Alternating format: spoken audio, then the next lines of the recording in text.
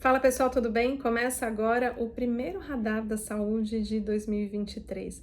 A ideia do Radar da Saúde de hoje é trazer para vocês as principais tendências do novo governo na área da saúde. Eu sei que o ano acabou de começar, mas a gente já teve algumas ações que dão para a gente algum norte de para onde que o novo governo deve atuar na área da saúde. É sobre isso que a gente vai falar no vídeo de hoje. Antes de eu começar, eu não posso esquecer de falar para vocês assinarem o canal e ativarem as notificações para saber tudo que a gente está publicando aqui no canal do Futuro da Saúde. Vamos lá?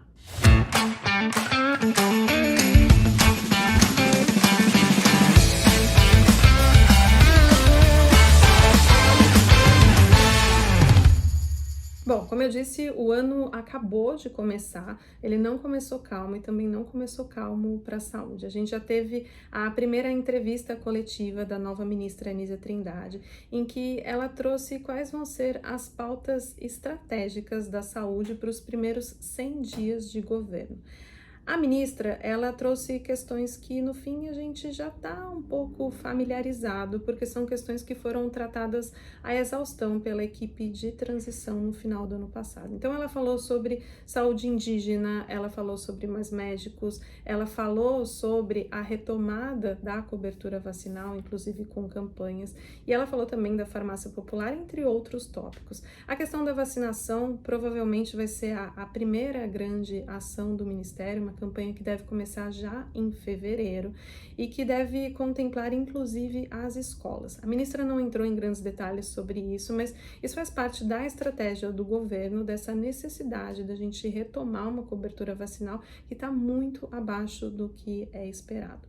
Além de, claro, de todas essas pautas, né, que são importantes e que são prioritárias para os primeiros 100 dias de governo, a gente tem acompanhado ao longo desses últimos dias e semanas a construção, né, do novo Ministério da Saúde, com novos nomes e equipes sendo formadas para ocupar secretarias. Tivemos novas secretarias criadas e departamentos que agora estão sendo estruturados. Dentro de todo esse contexto, a gente teve dois casos que acabaram gerando uma repercussão negativa dentro da comunidade científica. Isso aconteceu por causa da nomeação e do desconvite, logo depois, de duas pessoas que são consideradas grandes referências em suas áreas.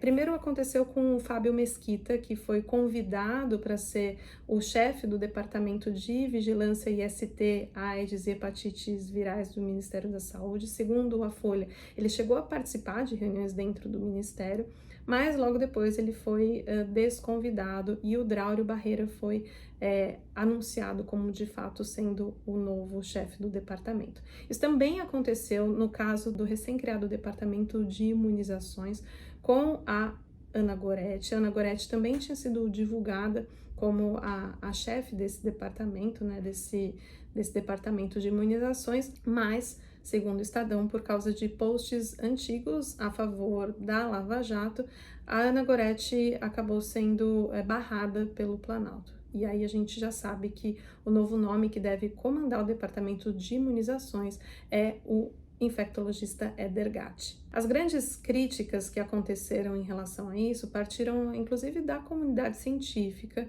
que de alguma forma levantou o ponto de que o importante nesses casos é garantir que as pessoas que ocupem esses cargos tenham a qualidade técnica, né, e não sempre levar em consideração questões políticas que ficaram, obviamente, no passado. Então, apesar dos protestos, os novos nomes já foram divulgados, muito provavelmente ninguém vai voltar atrás, mas é algo que a comunidade científica está acompanhando de perto para entender quais são esses rumos, né, e esses nomes que vão ocupar o governo. De qualquer forma, as novas pessoas escolhidas são extremamente qualificadas, o que de fato não tira o mérito, né, de quem assumiu o cargo, mas todo esse impasse acabou gerando um desconforto ao longo dessas últimas semanas de nomeação. E até agora, pelas entrevistas de todas as pessoas que já ocuparam cargos, até pela entrevista coletiva e até um pouco de bastidores que eu conversei com algumas pessoas do setor, a grande expectativa é entender para onde que o governo vai em relação a outros aspectos aspectos além da atenção primária. Até agora ficou muito claro o foco em atenção primária, mas há uma expectativa de entender para onde que o governo vai quando se trata da alta complexidade, quais vão ser as ações em oncologia, como que o governo vai olhar para a saúde suplementar.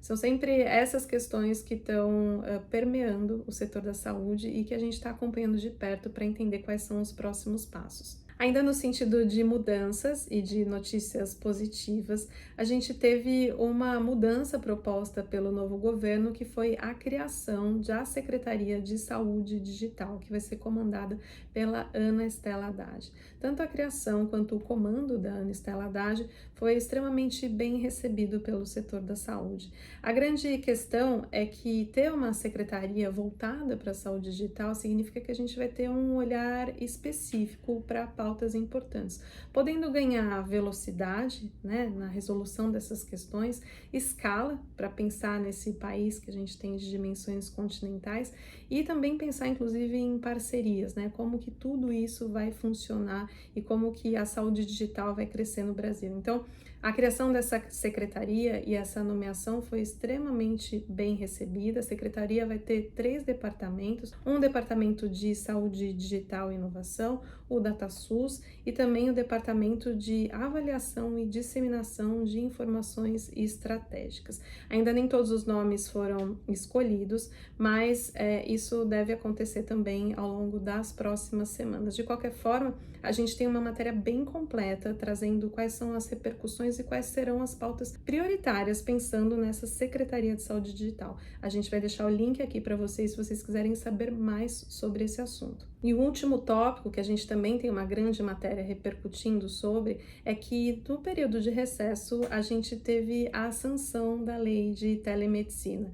E a partir dessa sanção da lei de telemedicina, que já era muito aguardada e que eu já comentei com vocês, a gente tem agora qual que é o próximo passo, que é o desafio de expansão da telemedicina no SUS. A gente também tem uma grande reportagem explorando todos esses aspectos em quais são as possibilidades de crescimento da telesaúde no SUS. Então, de modo geral, a gente está indo para esse caminho que tem um olhar sim para a atenção primária, mas que também considera a saúde digital e as tecnologias. Então, a gente está ainda, né, engatinhando, começando essa nova gestão, esse novo governo, entendendo quais vão ser os caminhos, de olho em quais são as pautas e de olho nessa gestão que tenha de fato equilíbrio, né, e um olhar bem estruturado para a saúde.